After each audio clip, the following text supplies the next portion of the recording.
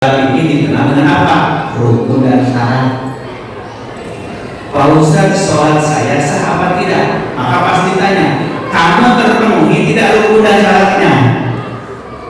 Pak Ustaz, haji saya sah apa tidak? Kamu terpenuhi rukun dan syaratnya apa tidak? Terpenuhi. Ini rukun, ini syarat. Oh, itu sah. Maka belajar fikih, belajar kaidah-kaidah tentang batasan sah dan batal.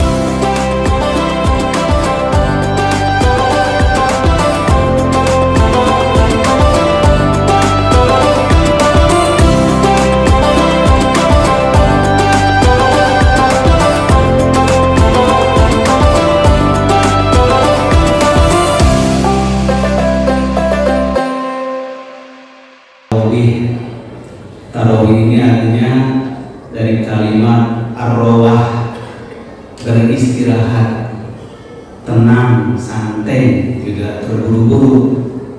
Walaupun dalam prakteknya banyak di kita sholat tarawih tapi cepat-cepat. Jadi hilang nama tarawihnya. Tarawih itu justru sholat yang santai, sholat yang tenang, tidak terburu-buru, karena mengutamakan kenikmatan ibadah. Maka ibadah itu bukan diperintah Allah hanya untuk menunaikan, melaksanakan, tapi bagaimana kita bisa menghayati, menikmati ibadah. Puncak tertinggi ibadah itu adalah kenikmatan, bukan dengan ibadah merasa tertekan. Nah, maka orang yang menikmati ibadah itu sudah diantara tanda-tanda ibadahnya mutaqabbalan insyaallah, diterima insyaallah. Mudah-mudahan kita semua termasuk orang-orang yang ingin menikmati ibadah. Masih semangat ya Bos sekalian? Semangat ya. Masa baru malam kelima udah semangat? Ada salah satu doa dari doa-doa yang terbaik yang diajarkan Rasulullah SAW. Di antara ciri doa nubuwah, doa kenabian itu ringkas, padat, tapi syarat dengan makna. Nah, beda dengan kita kalau berdoa itu ngayal-ngayal. Oh, ngayal-ngayal. Banyak basa-basinya, tapi intinya hampir nggak ada. Kalau Rasulullah itu berdoa itu singkat, padat, tapi syarat dengan makna. Salah satu doa yang Rasul ajarkan kepada para sahabatnya, termasuk kepada terutama Mu'adz bin Jabal, kata Nabi, ya Mu'adz inni uhibbuka, wahai Mu'adz, aku mencintai kamu, maka engkau jangan tinggalkan satu doa ketika engkau telah sholat, terutama sholat pagi, sholat subuh, kata Rasulullah, yaitu hendaklah engkau mengatakan Allahumma inni as'aluka ilman nafi'an wa rizqan thayyiban wa amalan mutaqabbalan. Hanya 3 kata saja yang diajarkan Rasulullah kepada kita, dan semua usia bisa mengamalkan doa ini. Keterlaluan terlalu karena hanya 3 kata, Allahumma inni as'aluka ilman nafi'an wa rizqan thayyiban wa amalan mutaqabbalan. Ya Allah, sesungguhnya aku memohon kepada Engkau ilman nafi'. Yang pertama dimohon kepada Allah itu urutannya adalah apa dulu? Ilman nafi', ilmu yang bermanfaat. Tidak disebutkan Rasulullah ilmu apa ini? Apakah ilmu Quran, ilmu hadis, ilmu fikih, ilmu syariah, ilmu matematik, ilmu kedokteran disebut. Tapi diungkapkan dengan kalimat nakir.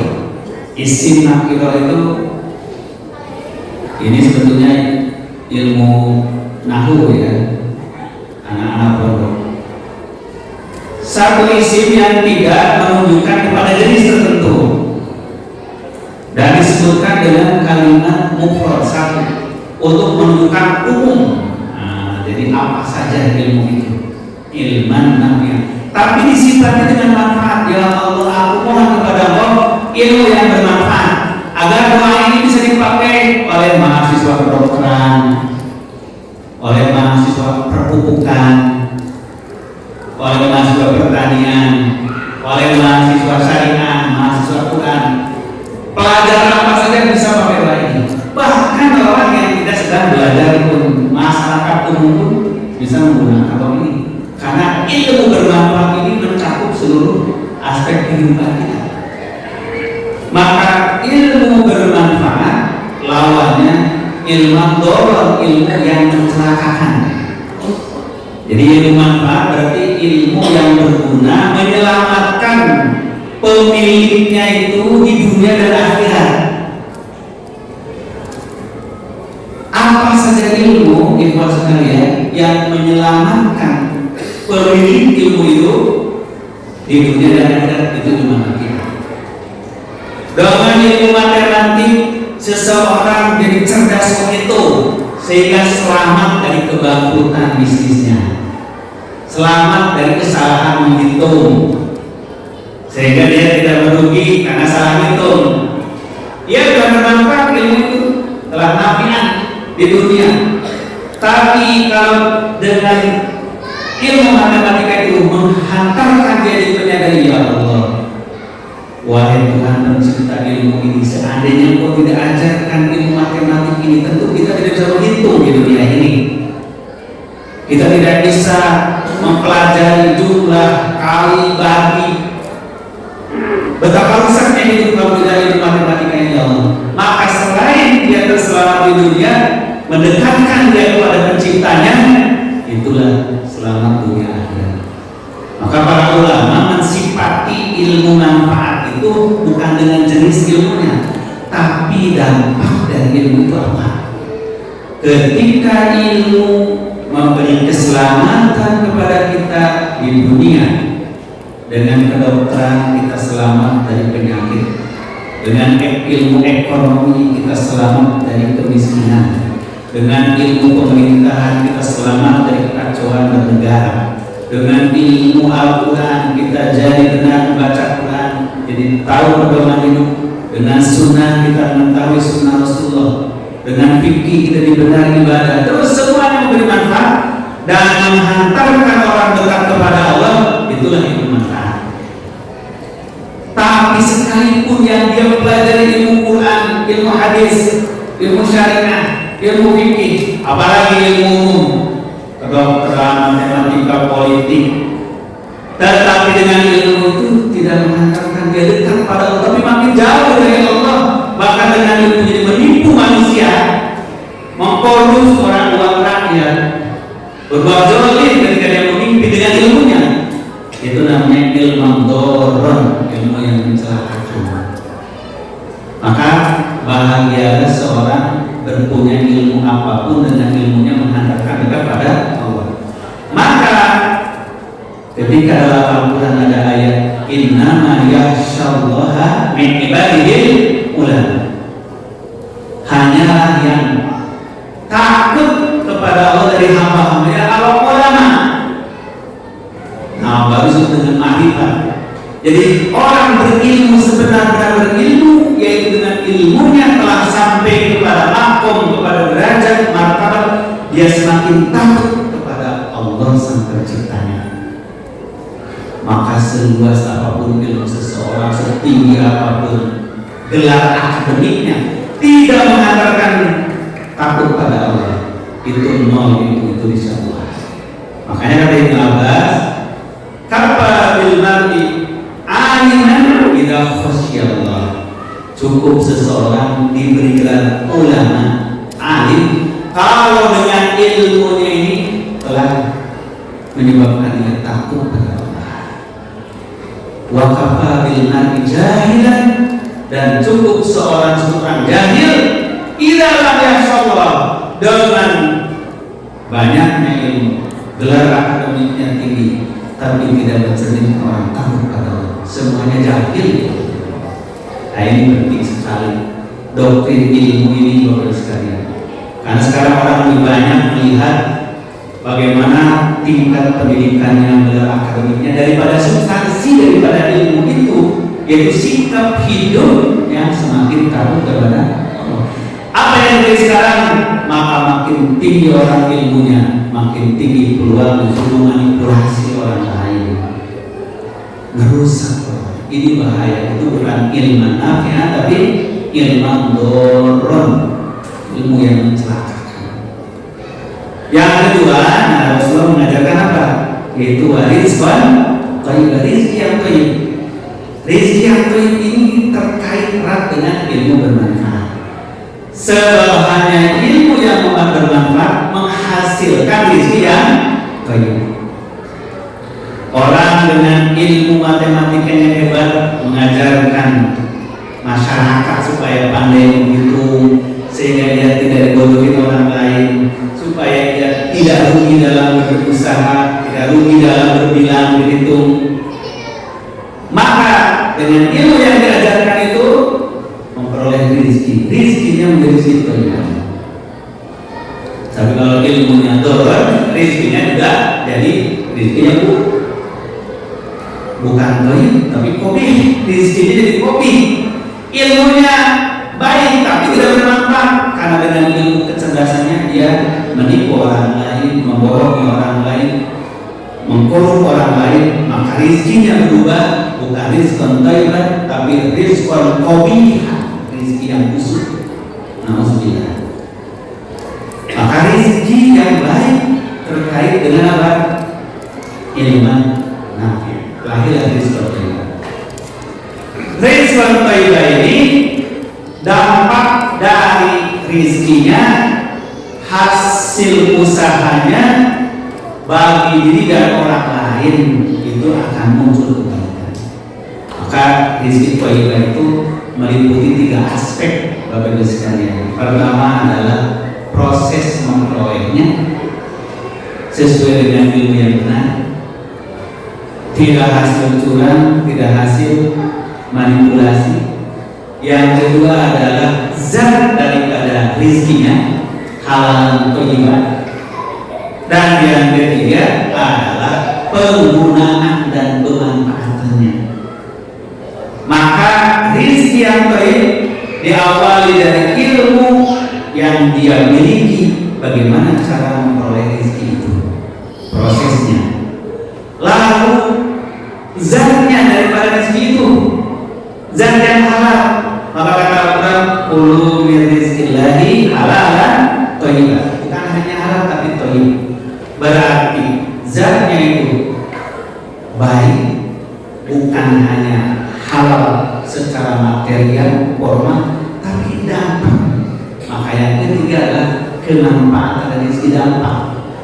Maka rezeki yang thayyib memberikan dampak yang positif kepada pemiliknya, kepada orang lain, dan keberkahan kepada sekelilingnya.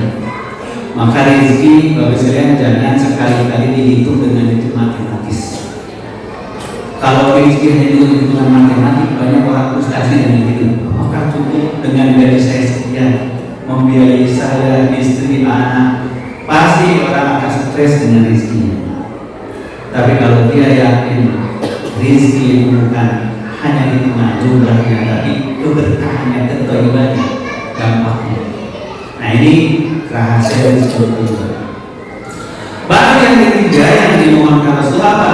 Yaitu amalan mutaqabbal, amal yang diterima. Dalam kaidah Islam itu amal ada 2 tingkatan, Bapak sekalian. Pertama adalah amalan shahihan, amal yang sah, dan amalan makbulan, amal yang diterima. Apa bedanya sah dengan diterima? Kalau amal makbulan sudah pasti sah, tapi yang sah belum tentu makbul. Kalau sah itu tanda pertama menuju makbul. Maka para ulama begitu perhatian kepada amal supaya amal sah, sehingga lahirlah dengan ilmu fikih. Ilmu fikih itu ilmu yang mengatur kaidah-kaidah suatu amal supaya sah. Apakah guru saya sah atau tidak, itu bagian fikih. Maka dalam fikih dikenal dengan apa? Rukun dan syarat. Pak Ustadz, sholat saya sah apa tidak? Maka pasti tanya, kamu terpenuhi tidak rukun dan syaratnya? Pak Ustadz, haji saya sah apa tidak? Kamu terpenuhi rukun dan syaratnya apa tidak? Terpenuhi, ini rukun, ini syarat. Oh, itu sah. Maka belajar fikih, belajar kaidah-kaidah tentang batasan sah dan batalnya suatu amal. Pak Ustadz, nikah saya sah apa tidak? Memangnya kenapa? Saya kan niat nikahin perempuan. Ternyata setelah saya nikahin malam pertama dibuka, istri saya ternyata perempuan jadi-jadian. Pas malam pertama cowok juga ternyata. Kan ada kejadian gitu ya, orang menipu nikah itu sudah akan nikah malam pertama dibongkar itu pakaiannya ternyata sama laki-laki, sama nikahnya yang tidak sah batal. Karena rukun nikah itu ada calon mempelai pria, ada calon mempelai wanita, ini pria dan pria. Berarti secara kaidah ini sudah otomatis batal. Kalau begitu Pak Ustaz, saya perlu menceraikan istri saya. Nggak perlu dicerai, udah batal. Kalau dicerai berarti amal sah, otomatis tidak sah nikahnya juga. Masa ada nikah laki dengan laki, perempuan dengan perempuan? Ini kaidah fikih, itu namanya sah. Maka ibadah sampai sah maksudnya itu mudah, tinggal baca ada kaidah rukun syaratnya. Asihatu ma yastawi bihi rukun wa syartu. Ibadah itu sah kalau terpenuhi rukun dan syarat. Syarat sholat harus bersuci, menghadap kiblat, menutup aurat, sudah masuk waktunya, nah itu syaratnya. Rukunnya harus takbiratul ihram, harus baca Fatihah, harus qiyam, ruku, iktidal, sujud, duduk pada sujud, bangkit sujud lagi, berdiri lagi, lakukan itu sampai selesai baru salam, itu rukun. Kalau ada yang tertinggal salah satunya namanya batal. Jangan berharap makbul, sah juga tidak. Nah, yang repot dan berat dalam ibadah ini bukan dalam tahapan sah, tapi bagaimana mencapai amalan mutaqabbal, amal yang diterima. Karena bisa jadi kita rukunnya sudah terpenuhi, syaratnya sudah terpenuhi, tapi nilai-nilai dari kemuliaan ibadah itu tidak tercapai, belum tentu makbul. Pak Ustaz, saya sudah sholat, bersuci, tutup aurat, menghadap kiblat, sudah masuk waktunya, takbiratul ihram sampai salam saya lakukan semua. Apakah ibadah sholat saya sah? Dijamin sah. Tapi apakah ibadah saya diterima? Tidak tahu. Jangankan ada yang bertanya, saya juga nggak tahu sholat saya diterima apa tidak oleh Allah. Kalau diterima ibadah bukan hanya rukun dan syarat. Bisa ditanya lagi, kamu tutup aurat waktu sholat itu syaratnya terpenuhi. Tapi baju kamu hasil membeli atau mencuri? Wah, hasil mencuri, jangan diharap diterima sholatnya walaupun sah. Inilah mutaqabbal. Saum syaratnya gampang loh sekalian. Rukun dan syarat saum itu, syarat saum ya sudah masuk bulan Ramadan, yaitu sudah melihatnya hilang, itu syaratnya. Makanya kenapa setiap mendatang Ramadan diperdebatkan? Karena itu syarat.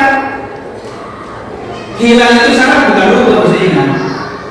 Syarat mulai Ramadan, sah tidaknya memulai Ramadan. Makanya kenapa sampai diperhatikan begitu penting seluruh negara? Karena ini syarat, seperti bersuci di dalam sholat. Rukun saum ini adalah niat dan insan, hanya dua. Niat artinya mentekadkan kita saum karena Allah, dan al-insa tidak makan, tidak minum, tidak bercampur suami istri dari terbit fajar sampai terbenam matahari. Kalau dua ini dilanggar namanya batal. Kalau terpenuhi itu sah. Tapi kalau ditanya, Pak Ustaz, apakah saum saya diterima oleh Allah? Allah, jangankan saum Bapak Ibu, saya juga tidak tahu apa diterima oleh Allah. Karena bisa jadi dalam saum kita mengumpat orang lain, dalam saum kita bersaksi palsu, berkata dusta. Maka kata Nabi, malam yada qaula zur wal jahra wal amila bihi wa laisa lillahi hajatun fi ayyada ta'am wa syarab. Siapa orang saumnya kata Nabi tidak meninggalkan kata-kata dusta, kesaksian palsu, perbuatan jahil, maka jangan harap memperoleh apa-apa dari puasanya insyaallah. Inilah Bapak sekalian, pentingnya kita bersama-sama memperhatikan kualitas ibadah kita meningkat dari makom sah kepada makom makbul. Salah satu ciri dari ibadah mutaqabbalah ini kata para ulama, ketika orang dengan ibadah itu merasa nikmat. Maka kalau kita ingin mengatakan ya Allah, apakah saya diterima tidak? Tanya hati kita, apakah kita dengan saum nikmat atau tidak? Apakah dengan tarawih nikmat atau tidak? Dengan sholat nikmat atau tidak? Kalau sudah merasa nikmat, berbahagialah kita. Karena itulah ciri daripada orang-orang yang telah diberikan karunia oleh Allah diterimanya amal ibadah. Walakinna Allaha habbaba ilaikumul iman wa zayyanahu fi qulubikum wa karraha ilaikumul kufra wal fusuqa wal isyan ulaika humur rasyidun. Orang-orang yang diberikan oleh Allah ciri amal diterima itu rasa cinta terhadap iman dan dihiasi iman itu nikmat di dalam jiwanya. Iman itu indah dalam jiwa. Sholat terasa indah, saum terasa indah, dan semua ibadah terasa indah. Nah, mudah-mudahan Bapak Ibu yang dirahmati oleh Allah Subhanahu wa taala, saum kita yang dilaksanakan pada tahun ini sebagai tahun kita meningkatkan kualitas amal ibadah kita. Mari kita mengawali saum kita mumpung baru 5 malam ini. Seluruh pelaksanaan saum kita nikmati, lapar kita nikmati, haus kita nikmati, lelah kita nikmati, ruku sujud tilawah kita semuanya nikmati. Itulah alamat kita meraih amalan